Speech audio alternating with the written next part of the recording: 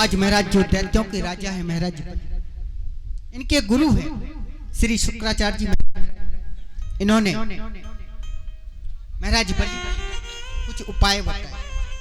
बोले गाय की सेवा करो, गुरुजनों की सेवा करो, संत सेवा करो। और महाराज बलि ने गाय की सेवा की, संतों की सेवा की।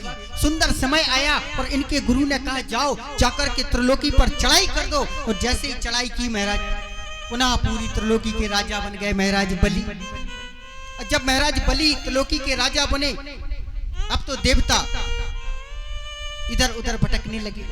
इनकी मैया है जिनका नाम है अदिति।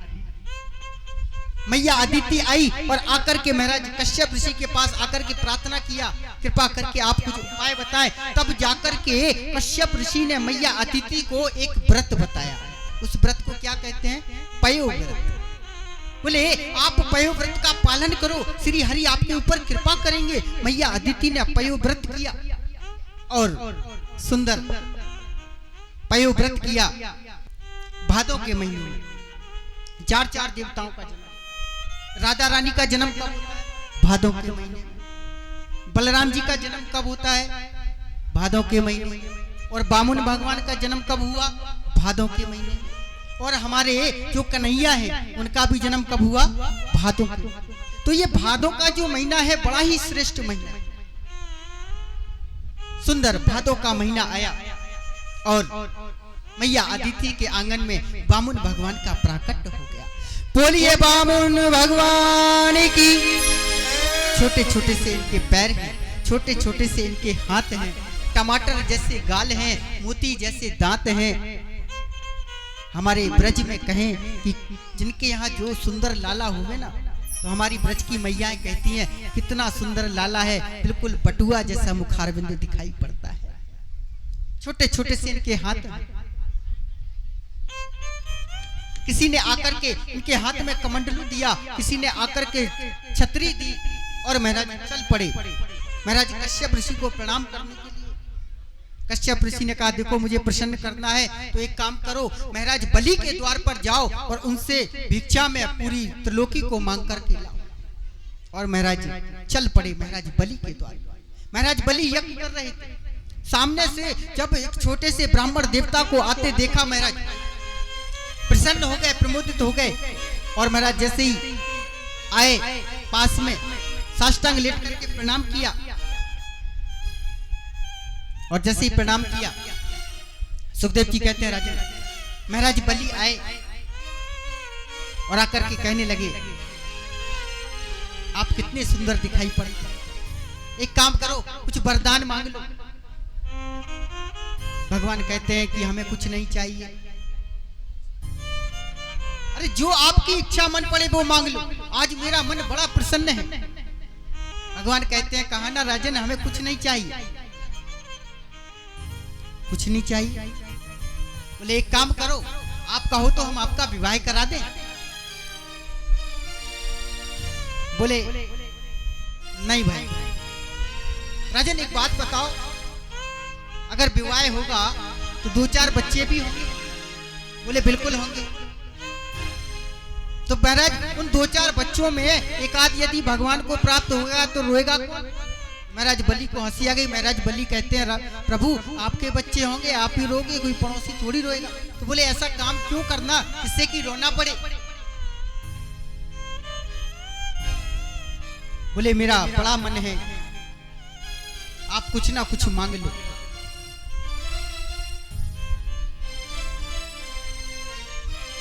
बोले ठीक है।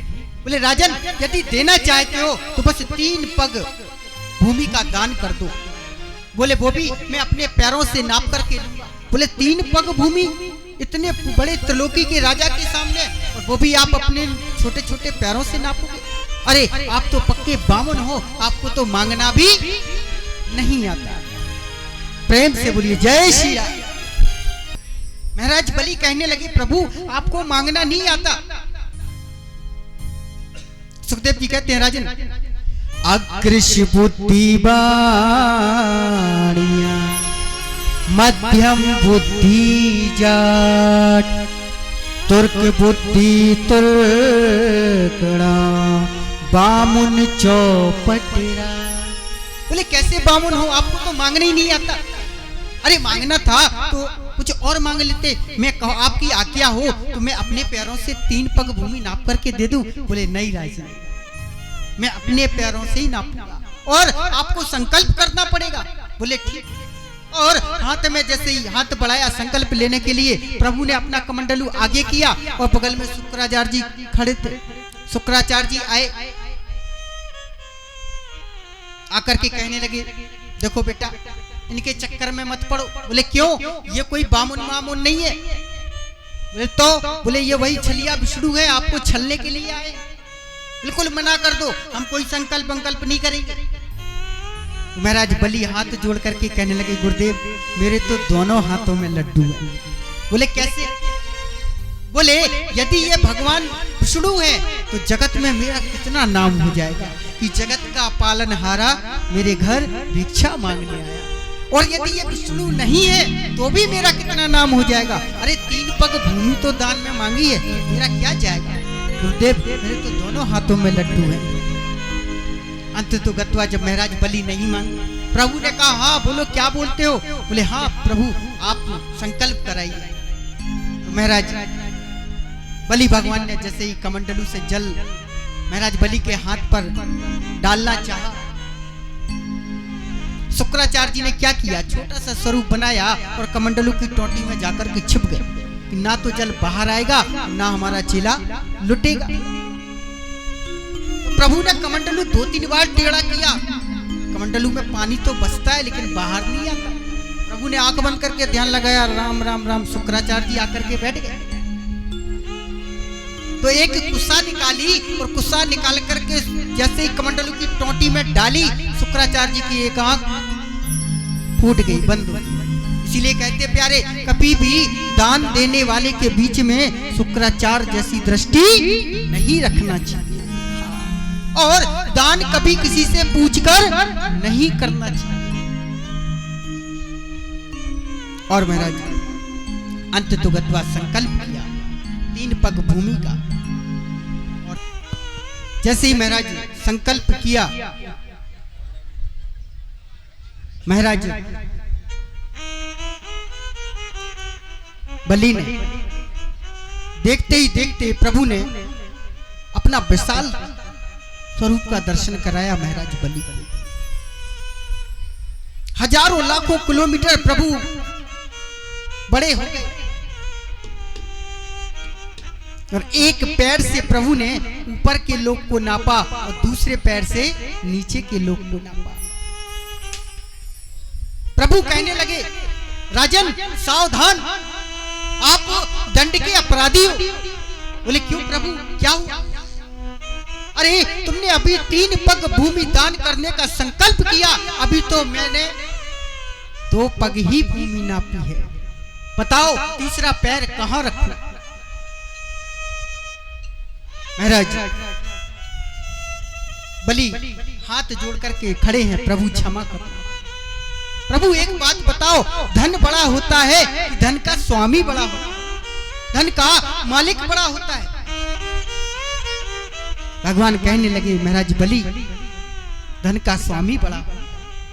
बोले तो प्रभु आपने अभी तो मेरे यश और वैभव को नापा है, मुझे तो अभी नापा ही नहीं। एक काम करो, आप तीसरा पैर है ना मेरे सिर पर रख दो।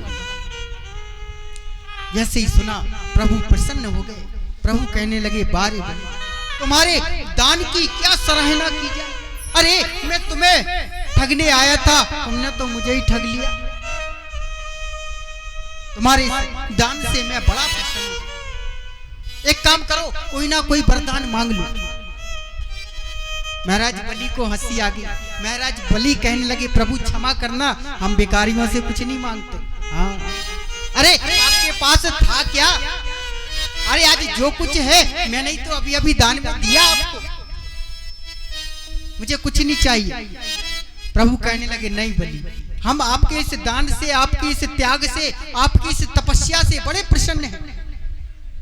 बार बार आग्रह किया प्रभु ने, तब जाकर के बलि ने अंत तो गत्वा कुछ नहीं मांगा, तो प्रभु ने अपने आप से ही महाराज बलि को स्वतल लोक का राजा बना दिया।